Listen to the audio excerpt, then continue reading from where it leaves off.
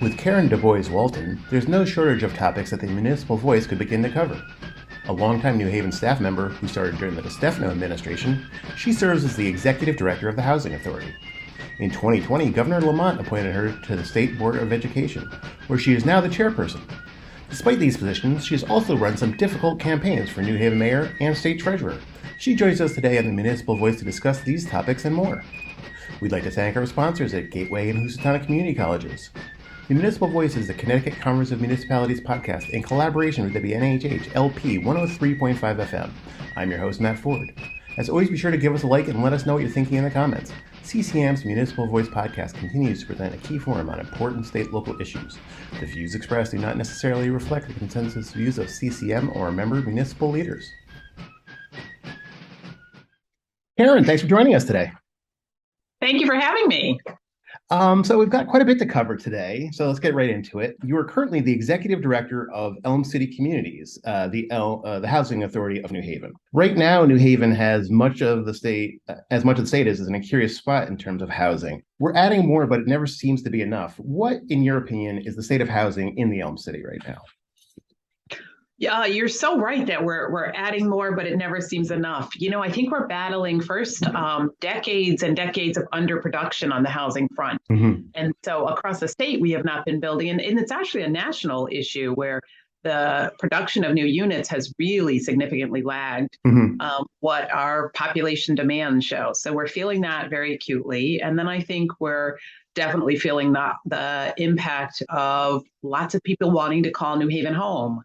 Some of that is COVID related. Some of it is beyond that. But we, for a lot of reasons, have become an attractive place for people to want to be. So more and more folks are coming here.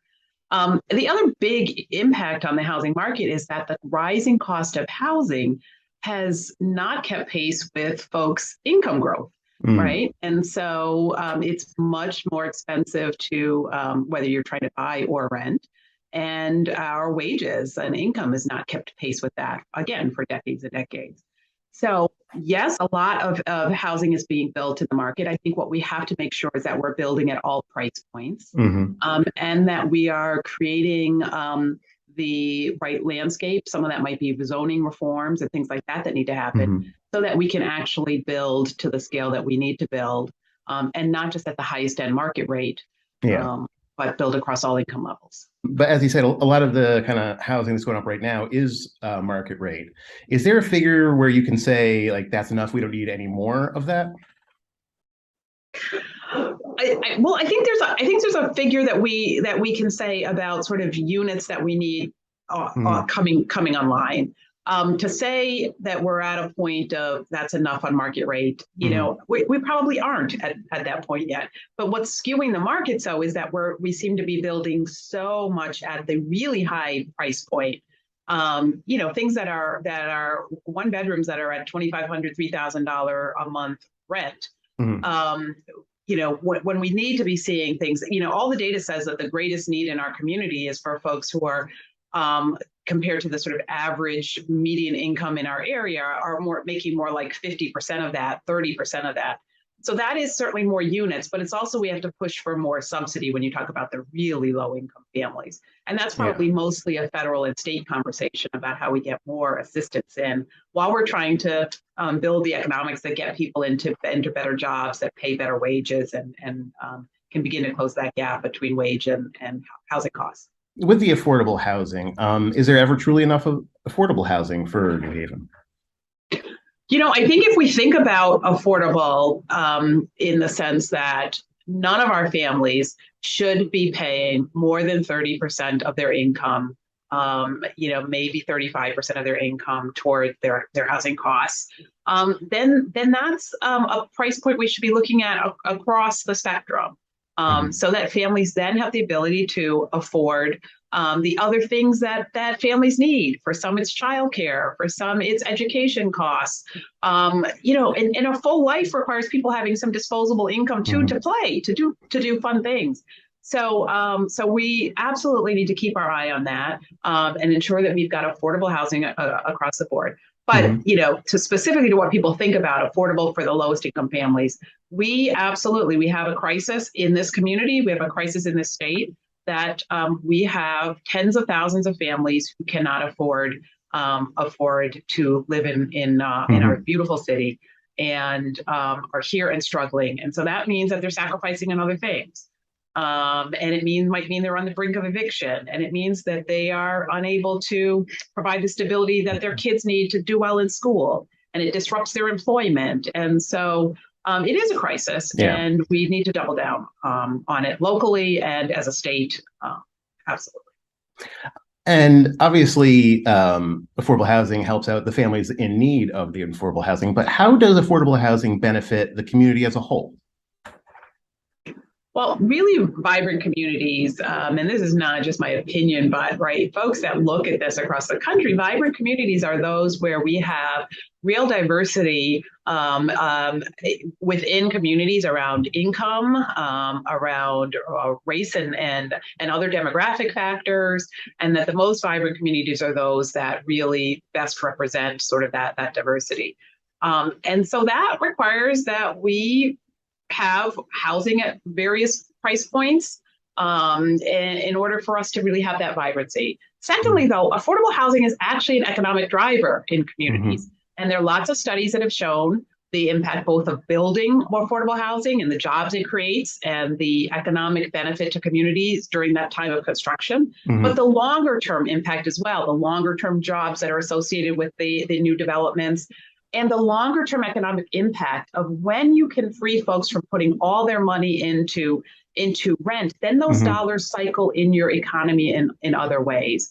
And we've heard that discussion, on a lot of things as we think about the U.S. economy more globally and what's going to move us away from this place of recession. It's getting people back to the place where they can spend their money in the market, right? Yeah. And so affordable housing also helps in that way, because if every single one of my dollars is not going to just trying to keep the roof over my head and my lights on, then I actually get to maybe go to the store and buy something, or go out to eat. And those things obviously stimulate other growth in the economy. Now, I know at the Housing Authority, you don't just deal with affordable housing. You also do housing choice vouchers, tax credit programs. What do New Haven residents need, and what do they expect from and want from their housing authority? Well, at the very fundamental, they want that assistance that's going to allow them to live in really quality housing units in places of their choice at an affordable price point. And so, what we're doing with our redevelopment is significantly improving the quality of the housing that's offered. We have been tearing down and rebuilding throughout our portfolio so that families have housing that doesn't stand out as a community as, oh, that's where the poor people live. But it's quality. It's something that I would be happy to raise my family in and happy to recommend to other people. Yeah. So we certainly do that piece. But people need to have choice. They shouldn't be limited to only having to live in one of the developments that is run by a housing authority. And that's the power of the voucher program or the Section 8 program. So families expecting what they expect from us there, I think, is that they get eligible and qualified for their voucher, get that voucher in hand, and get some help being able to find quality housing in our community or beyond our community, because that's what a voucher allows. So there, I think we've got as a city a focus on making sure that the units that are available for people to rent are quality units, and that's a partnership with the city. And I think city housing policy needs to be focused on ensuring that what's out there in the rental market is quality. But it shouldn't just be in the city, right? A family might want to live in Brantford, and a voucher allows them to do that if they can find a unit in Brantford. So I think as a community, we have an obligation to make sure that those opportunities exist beyond our city limits. But also, we really see our role as helping families break out of a cycle of poverty. And so they also expect from us a number of services that can help them. Because I would venture to guess that for any of us, getting ahead has been more than just having a safe place to live. It's been that, and it's also been the mentorship and the connection and the access to resource and education and employment programs and just a friendly face and encouragement and motivation. And so, our team also provides that through our self-sufficiency programming and social service programming. And I think our families expect that from us too. Yeah, a lot of good work going on there. I know I'm a resident of New Haven, and I've seen some of the public housing change over the years from, that really drab, awful just brick blocks into now look like lovely townhomes and stuff. And it looks really great. Uh, One thing that's kind of unique in the area for New Haven is that we have a lot of short-term residents, all the college kids, Yale, tons of people coming in and out. With a transitory population, what vision do you have of New Haven for the New Havener? How do you make New Haven for the folks that want to make New Haven their permanent residence? Yeah, I just had a conversation the other day with somebody who was talking about the fact that the Yale University, the center of our city, is over enrolling beyond the number of housing units that they have, dorm units that they have, and that they're requiring a number of students to live off campus. And they were asking me my thought about that and the impact on the housing market. And it definitely is putting pressure on the housing market in terms of who landlords are renting to and an already limited supply. But while students are living in the community, I want them to be a part of the community. If they're going to be taking up a unit, then become a full part of our community and become engaged. But my hope overall for the city is that we will continue to be a city that welcomes newcomers. I think that's part of the DNA of New Haven. That will be a place where folks can come and can advance and grow and see New Haven as a place where they will want to be rooted and raise their family. I want to see us as a place with a growing middle class.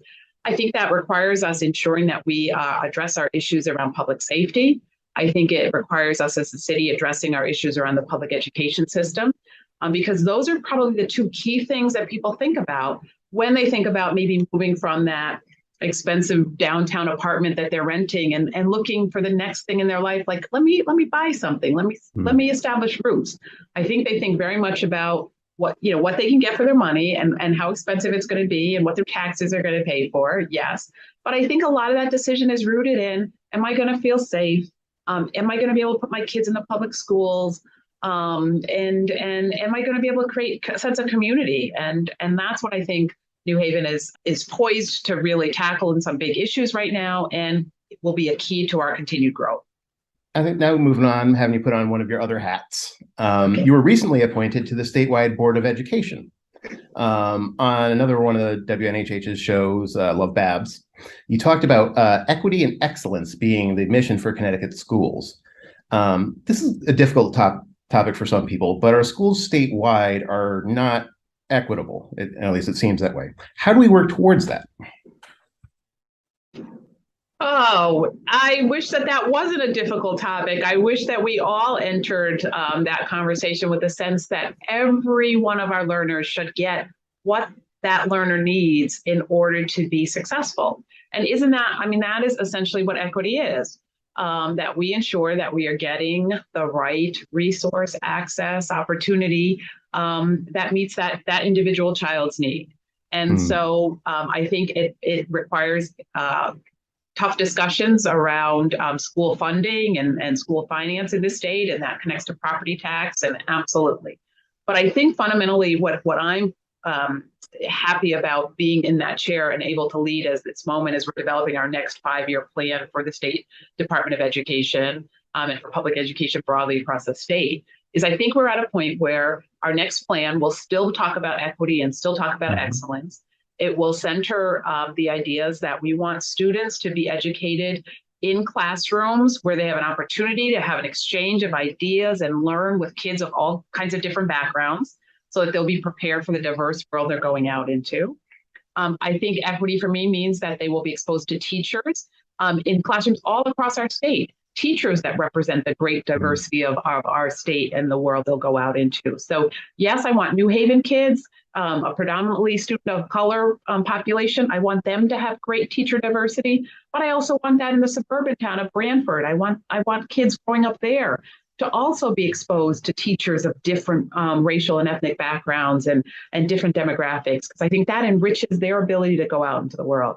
I want all our kids to be exposed to a curriculum that is tested and that we know produces the right kinds of results that these skilled educators can then deliver, and a curriculum that represents the real cultural diversity, a culturally relevant curriculum. I don't want us to shy away in this time of people not knowing what critical race theory is and throwing it around and wanting to sanitize school libraries and ban books. I want us to actually develop in our young people critical thinking skills, develop in our young people a sense of the world beyond what they may have known prior, and a sense of their place in that world. And that requires critical thought and critical examination of the good parts of our history and the challenging parts of our history.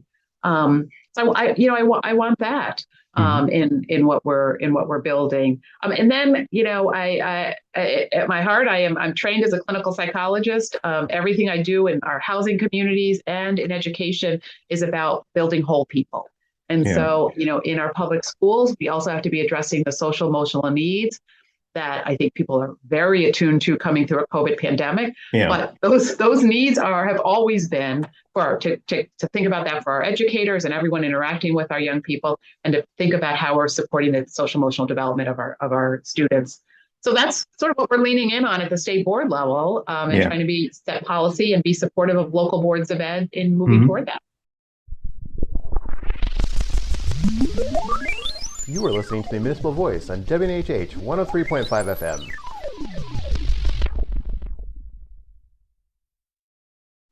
FM. You mentioned, right now the pandemic. Obviously, we're still coming out of it. It's been particularly crushing on public school. School testing has been down, and you mentioned some of the banning books. The trust in schools has been kind of on the decline. How do we rebuild confidence in our schools from the student-parent point of view? Yeah, it's so disheartening because lots of what was seen during the pandemic was an unprecedented amount of collaboration between school and family, as everybody had to pivot in this way in school and community, and folks that jumped in to try to help public school and public education from all sectors, creating learning hubs and just so many ways. And so what I hope, and I think about the pandemic, we think so much about things that went wrong and got disrupted. I also want to think about what happened, what came together, what did we learn during the pandemic that we can carry forward. And I would hope that the way that community wrapped itself around public schools, even socially distanced, right, to be supportive, to say we're all in this together, that's a spirit we have to figure out how to bring forward. Yeah. Even though we're, mostly back in person every day in schools. So I think if we can spend some time pulling apart the lessons of what it meant to connect more closely schools and families, schools and community, if we can think about now, even though we're in person, how to continue that sort of collaboration, I think that's going to be a start of what is a long process, and resist some of that sort of national trend that we're seeing to sort of pit folks against each other and to demonize one group or another. All that cooperation during the crisis, and we want it to continue long after it's all over, definitely. On the flip side of this is teachers around the country are leaving the position, feeling undervalued in a lot of places. Connecticut's pay is a little bit higher than a lot of other states, but so is our cost of living. How do we attract teachers to Connecticut? It's, we think about, again, with the pandemic and all the things we talked about and realized were so essential. And we valued our grocery store folks, and we valued our public school teachers, and we valued our truck drivers. And we've got to make that more than just words, right? It's got to be, that value has got to translate into our culture, into our reimbursement and salary structure and our work conditions.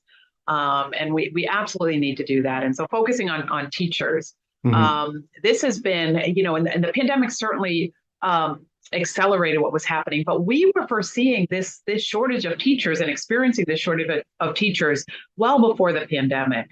One of the things, my husband works in human resources in public school education, and this is something he's been working on for over a decade, around needing to diversify and recruit minority teachers, but addressing the shortage areas and the places where we knew we were going to have too few teachers. So a number of things were in place and really were able to be accelerated because of the infusion of some new dollars. So I'm excited that in this state we enhanced reciprocity. So there are additional states now where if you were certified, almost all up and down the East Coast now, and if you're graduating from a HBCU in Virginia, it's so much easier to get certified now because we're recognizing the certification from these other states as being reciprocal to Connecticut. So that's helpful. we're also growing our own. We have to think long term on this, and we have to, I'm always struck that if you go in a third grade classroom and you ask kids like what do they want to be, you'll get a lot of hands that will say I want to be a teacher. Yeah. Fast forward a few years, but by middle school, you're not getting that anymore. And so we need to stoke that was alive in our little ones when they were in elementary school. And I think the State Department is leading on some great teacher pipeline things that are starting in middle school and high school, starting to really support young people who have an idea they might want to be an educator, getting them some support all through high school, getting them into college track and being able to support that way. I think that's going to be a part of our long term. We're doing a great loan refinance program right now, where if you're a public school teacher and you're teaching in the urban districts, you have an opportunity to refinance some of your loans, your student loans, and you couple that with what the Biden administration is doing. I think we've got some opportunities to add some incentives, financial incentives, while we're working on the teacher pay. But we can't back away from needing to address at the state level some of the things that would need to be addressed there around educational funding, so that the money going into districts can increase teacher pay. So we might need to take a look at teacher pension and how we can make some changes there that add an incentive. Right now, teachers work a long time before they can pull down. It's like over 37 years before they pull down their full pension, and it's tough work. And we should look at whether that's the right years of service and right investment strategy on the pension. So I think there are a number of things we need to be thinking about to ensure that the little kids that are starting in pre-K right now are going to go into classrooms all through their K-12 education with certified teachers and fully staffed classrooms. So this kind of brings us to our final topic for today. Currently, our state struggles with seeing people of color in leadership positions, from local to state politics. Our representatives are overwhelmingly white. As someone who holds certain positions of power in local and state government, how do you think we can get more individuals of color into public service? Oh, just like there's a pipeline we're talking about for educators, I think we need to build that pipeline as well for our elected officials and our public officials in that way. And so, I love some of the things that CCM has been engaged in hosting campaign school type events that are specifically targeted people of color to introduce, because you have to be able to see yourself in something to take that next step. And I think things like that, mentorship programs, and I think we have to work, because our elective electoral system in Connecticut is still very much dominated by two political parties. I think the political parties also need to do that sort of work about looking at how are they identifying new talent and bringing people into the process and into the pipeline, so that people are on the radar and get tapped. And particularly, it's been noted for women that women have to get tapped. Men are much more likely, and that's across all races and genders. Men are races and ethnicities. Men are much more likely to raise their hand and throw themselves in for elected office. Women are much more likely to run when somebody has said to them, "Hey, I see you. I see you in this." So we have to do some of that tapping of and inviting people in to think about this as an opportunity. I say go to the places where people are already leading. You go to your school and you see who the class moms and dads. You see who's involved in organizing the after school things. You see who's leading and volunteering in some of those things. Those are your natural leaders that we should be thinking about. Hey, you know what? Those leadership skills, the voice you have, the constituency you're representing, like you would be a great alder. You would be a great state representative, right? You would be great on your school board. I think we have to do more of sort of looking at that and helping people make the connections and then inviting them and pulling them into it. You mentioned before the campaign school at Yale. For the past 2 years, I know we at CCM have coordinated with them doing a virtual training session called Representation Matters, where we seek to open doors for people in communities of color to, if they're interested in running, to do so, kind of give them the know how the basics of how to run for office sort of thing. You've run hard fought races. What motivates you to run? Just a passion for the people that I've been serving, and a desire to see change on a number of different fronts. Has will always keep me connected to public service, whether Mm-hmm. it is doing the kind of work I'm doing now, or as a candidate. Mm-hmm. Um, we need, my career has been focused on fighting for folks who have been marginalized in many number of ways, economically marginalized, marginalized by issues of race, and ethnicity, marginalized on able-bodied disability Mm-hmm. spectrum. And I think we need to have folks who are setting public policy, who are connected to the issues, connected to people, and who have a track record of having been able to make change. And early in my career, I transitioned from being a direct service provider to getting into Mm-hmm. policy work, because it was hard to, and my work was clinical work, and I was helping folks rebuild their lives after really difficult, traumatic experiences. And I wanted to move from fixing broken families, broken Mm-hmm. lives, to trying to create communities where people thrive, and setting the kind of policy that allows that to happen. That's what drives me.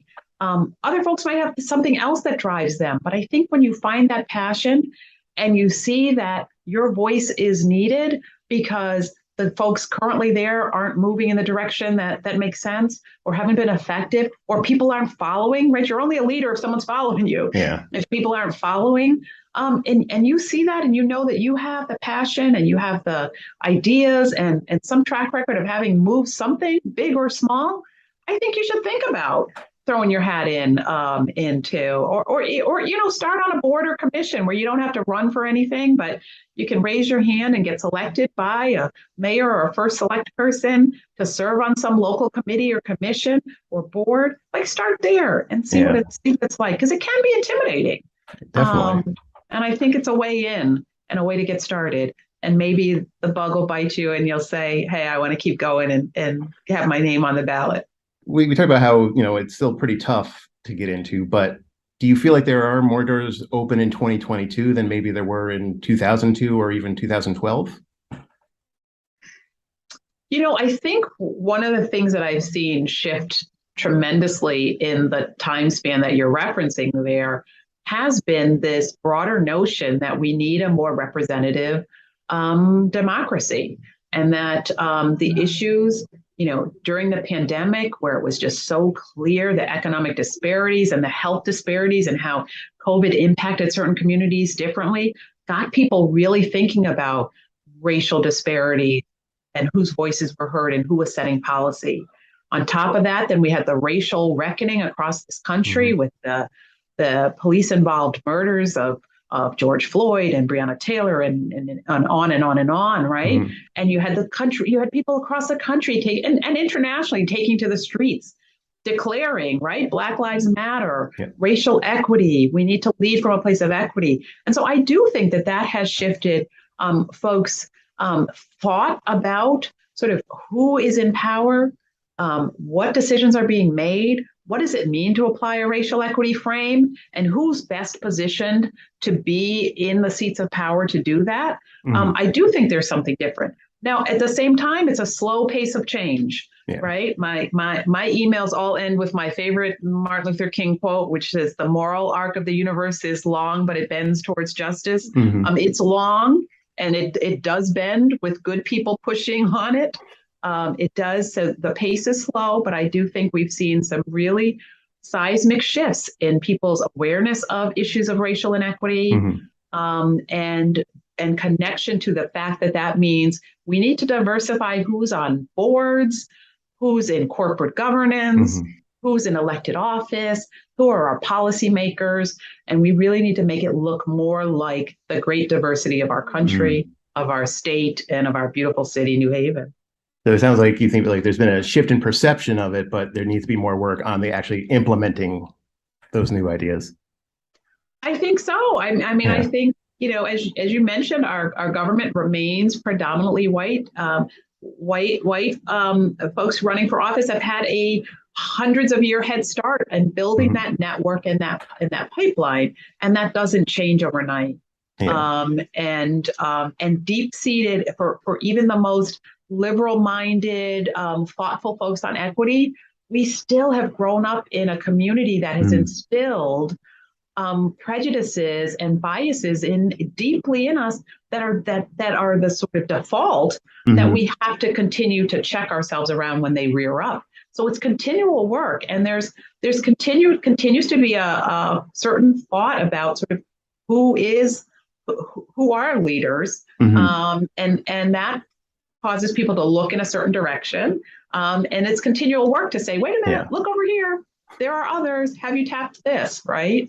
The pathway may not be the typical pathway. And that's good. And that's exciting to think about, but it does take some time. It takes some work, and it takes folks not willing to stay in it and not give up to make that happen. And it's not going to be easy, but we got to keep trying. Absolutely. So in your most recent race, you had the endorsement of the Working Families Party. How much did that mean to you? Oh, that was huge. That was huge. They came out for me early, even before the Democratic convention, and got behind me. And I tell you why it was so meaningful.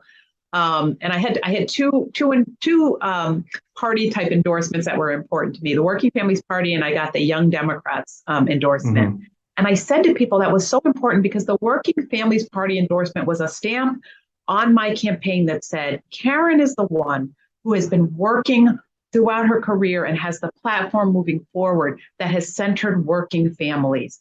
She's the one who's been working to try to create opportunity and greater access and improve living conditions and broaden opportunities for families who are just hardworking families in our community. And that meant a ton to me.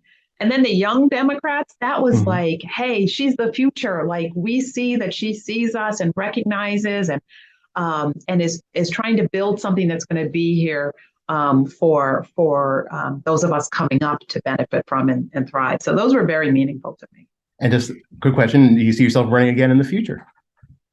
I have no idea. I can tell you that very honestly, Matt. And that's a bit of what politics is. I can tell you what I know I'll be doing. It's something that has me in a role where I will be fighting to create opportunity for folks that have been shut out for so long, that are the last to be thought of, that have carried the burden for too long. So lower income families, families of color, families living with disabilities, families on the LGBTQ spectrum. I mean, I'm going to be fighting for those families to try to continue to move this democracy to the ideal of what it is supposed to be, and that I'll be doing. Whether it involves another race, who knows? Because so much of that, you learn in campaign school. It's about being prepared for something that you can't even foresee may align in a certain way at a certain time. And if I could move things forward from a point of elected office, I might. But if not, know that I'll be fighting here in New Haven for fighting the good fight for the good people. Sounds good to me. And we always like to end on a positive note and talk about the future. How do you feel about the future of Connecticut and New Haven? Do you have an optimistic view for New Haven in terms of housing, education, representation, all of the above? I fight really hard to keep an optimistic viewpoint on things because otherwise it would be really, really hard. I've shared with you earlier that I'm coming into this conversation with you just having left the funeral of a young person, a young man that my husband coaches boys basketball at Wilbercross High School, go Governors, a young man that my husband coached, a young man that my two sons grew up with. And it would be so easy to come out of that moment just defeated, that another promising, amazing life was lost to gun violence in the city.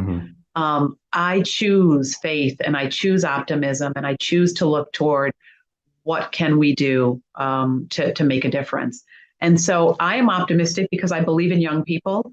And I believe in the way that young people are showing up and the way that young people are challenging beliefs that my generation didn't believe, and that keeps me optimistic. I'm optimistic because I do think people are reckoning with these issues of equity in a way that earlier in my career, it was rare to hear in the places that I'm hearing now. I have optimism because I think people I think there's a lot to be optimistic about in this small, still blue, still progressive state and very progressive city, to want to try different things, try things that in other places people would never dare to, in that spirit of being a haven for other people. And so that keeps me optimistic. And I'm optimistic because every day on this side is another opportunity to try to get it right, and to try to do something. And so, yes, I am optimistic. Karen, thanks so much for speaking with us today. We really appreciate it. Thank you, Matt. Thank you for doing this. Thank you for CCM more broadly for shining a light on this issue of representation and creating that opportunity. And I'm happy to keep working with you on it. We'd like to thank our guest, Karen Dubois Walton. I'd like to thank our sponsors, Gateway Community College and Housatonic Community College. Learn more at gatewayct.edu and housatonic.edu. Municipal Voice is a co-production by CCM and WNHH 103.5 FM. Kevin Maloney is our executive producer, Christopher Gilson is our producer, Harry Draws is on the boards, and I'm Matt Ford, your host. Be sure to check out our Facebook page and give us a like, and watch out for our CCM chat series on our YouTube page. CCM's annual convention returns Tuesday, November 1st at the Mohegan Sun Convention Center. This year's convention will be capped off by Connecticut's final 2022 gubernatorial debate. Learn more at ccm-ct.org.